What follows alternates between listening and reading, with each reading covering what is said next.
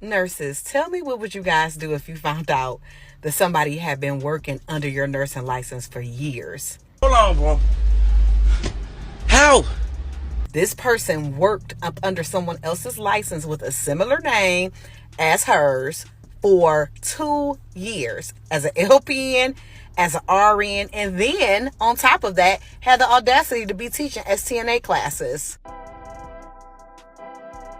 So what happens if you make an error under my license? Let's say someone stole my license and then they start coming after me. How do I defend myself?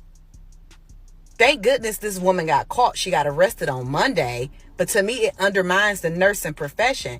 We work too hard to obtain our license for it to be so easy for someone to just steal our identity and work up under our name. My name is Common. I saw my full name on the board of nursing and it freaked me out because it wasn't me.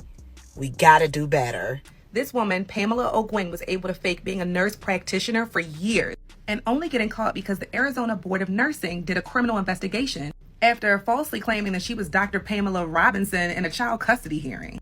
While we don't know if she worked in healthcare at all before this happened, the criminal charges are wild. It includes everything from sale and transfer of a narcotic drug to sale and transfer of dangerous drugs. Although we don't know where Pamela was working, we do know that according to that child custody case, she provided mental health services for one of those kids. This is a cautionary tale for all these people that claim to be nurses and medical professionals on the internet and aren't.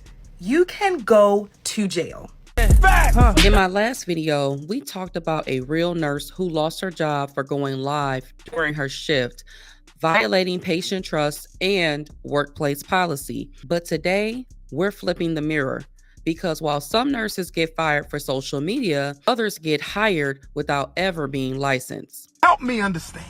Meet Shannon Womack, a woman with over 20 known aliases who used stolen identities from real nurses to get jobs inside hospitals, rehab centers, and nursing homes. And she did it for 5 years. She went by dozens of names, but police say Shannon Womack is the real name behind the multi-state nursing fraud scheme. Womack is accused of using 20 aliases and 7 social security numbers to get jobs at nursing homes and rehab facilities, despite her lack of qualifications. Investigators say she stole the identities of real nurses, even setting up a fake staffing agency to hire herself. So she was picking up the phone and transferring those employment jobs and careers to herself. In Pennsylvania alone, she was fired from 9 facilities, often after being accused of stealing medication like oxycodone. She was perpetrating not only a fraud, but not providing the care that was needed. During a traffic stop, police say she provided 3 fake names. Only after fingerprinting did they uncover her true identity. They say her vehicle was packed with patient logs, drug paraphernalia, and equipment from multiple facilities. At the time, she was wanted in 4 states on charges related to fraud and impersonating a nurse. Officials say she may have started the scheme during the pandemic to take advantage of hospitals in desperate need of nurses. It's an evil world we live in. Womack worked across at least 6 counties in Pennsylvania, but it didn't stop there. She's also accused of faking nursing jobs in Georgia, Tennessee, New Jersey, and Indiana. Ooh-wee, look what that money make a bitch do. She created a fake staffing agency, took calls from real facilities, then assigned the jobs to herself. In some cases, she was hired by actual agencies because her paperwork passed. How? Well, she submitted real NPI numbers and license details stolen from legitimate nurses. So when background checks ran, they came back clean. The name was real, the license was real, but the person was not. In one case, Womack was left alone with patients. In others, she allegedly stole opioid medications meant for pain management. Now, state police are reviewing death records at those facilities, trying to determine if any patient deaths may be tied to improper care under her watch. Let that sink in.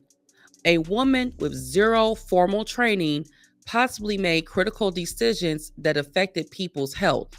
And this went on from 2020 to 2025. Now, Womack isn't the only one. In California, Amanda Leanne Porter worked in hospitals for a month before they realized she was faking everything.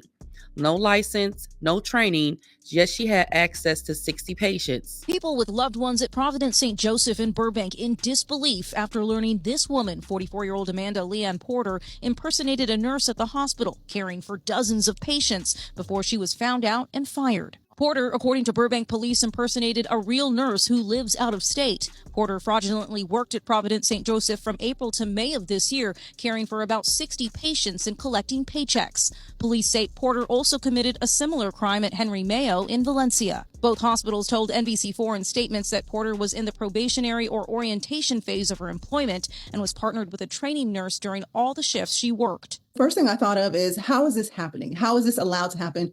Family nurse practitioner Alice Benjamin says this story has her concerned, saying it isn't easy to impersonate a nurse. In Michigan, Letitia Galarzo stole a real nurse's identity to get into hospice work. She was caught when her fingerprints matched a fraud case in Texas. In Texas, Gina Hernandez and Elsa Vasquez dressed up as nurses to do exams on seniors. Then they robbed them. This keeps happening because identity and license info is public, and many healthcare employers don't confirm directly with state boards. Instead, they rely on PDF files, fake transcripts, and unchecked resumes. Combine that with short staffing, high turnover, and agencies that need to fill roles fast, and you get a perfect storm. The nurse impersonator, the Dr. Jekyll and Mr. Hyde, the nurse who had 7 social security numbers and 20 aliases. We thought, oh, she just was running rampant through nursing homes. They have now found out, and they released today, that she also worked in a hospital in Georgia and 3 prisons. Boy, ain't no way, boy. So they said that she did not get fingerprinted the way she was supposed to. These organizations that hired her did not do the fingerprinting. Because of Shannon Womack, and we know Pennsylvania just became a compact state. Because of Shannon Womack, they now have a big banner on the Pennsylvania Department of State that says, if you want to work here, you need fingerprints and an FBI background check. This woman has changed the landscape of the nursing profession. Womack didn't slip through the cracks. The cracks were built into the system. Now, I am not a nurse, but I've worked in human services long enough to know what we're required to submit. Transcripts, fingerprints, social security numbers, background checks, proof of licenses. Real professionals go through this every time we onboard. And yet imposters like Womack can get hired repeatedly while real licensed nurses are getting fired for smaller mistakes. And here's the thing, professionals are clients too. We hand over sensitive info, our personal records, our names, our reputations, and we expect protection. But what happens when the system protects the fraud instead? This isn't about just punishing one woman. It's about fixing the pipeline. So here's what needs to happen. 1, National License Verification Hub, live status, no PDFs. 2, direct diploma verification from the school and not the applicant. 3, social security number and NPI matching with alerts for mismatching. 4, mandatory fingerprinting tied to a central alias check system. 5, regulated staffing agencies with mandatory audits. 6, shared do not hire list across facilities and states. 7, digital photo link licenses with QR verification. And number 8, PHI level protection for employee identity. Now, Shannon Womack used fake names, fake jobs, and real licenses she didn't earn. Her background checks came back clean because she was using someone else's life on paper. And yet she still made it into real facilities with real patients and real consequences. That's not a loophole, that's a system failure.